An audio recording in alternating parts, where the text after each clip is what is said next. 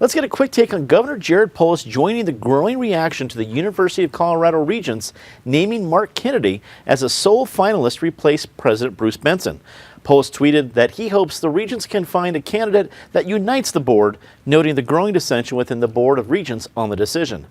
Patty Calhoun from Westward, does Mark Kennedy survive the growing controversy? Can I just not answer that question, which is what Mark Kennedy said when he was asked by CPR about affirmative action? The Regents, who presented such a solid facade for about 30 seconds when the news leaked, are scrambling to their corners now. I would not want to be Mark Kennedy coming to visit Colorado, his triumphant tour, before he's finally approved next week. It is going to be very, very tricky, and it doesn't look like he has any option to go back to North Dakota. That door does seem to be shut, you're right.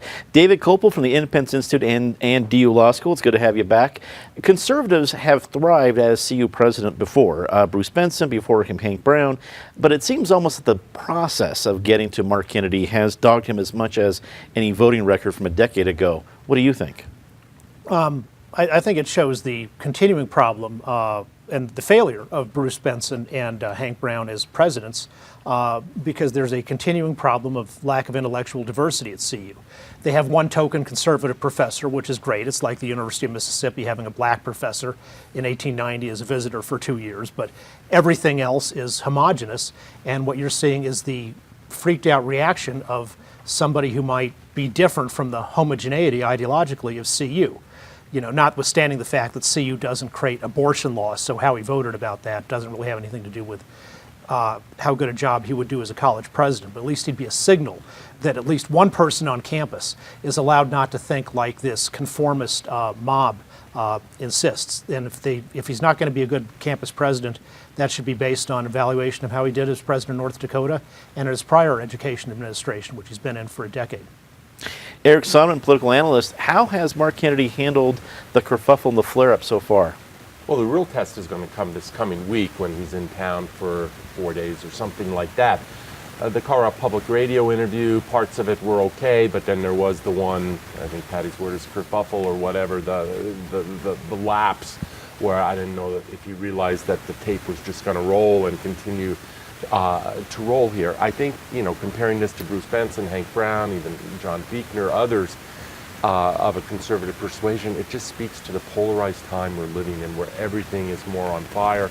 If he survives, Dominic, it's because the Board of Regents is the one sort of last oasis of Republican control in the state of Colorado. It's the one body that they still control, and they may just jam him through. To David's point, real quickly, I largely agree on the, you know, whether it's LGBTQ rights or the abortion issue, not terribly relevant, and particularly with regard to LGBTQ, his position back in 2004 when he voted on that was no different than Barack Obama's position and a whole lot of other people's position at that point in time.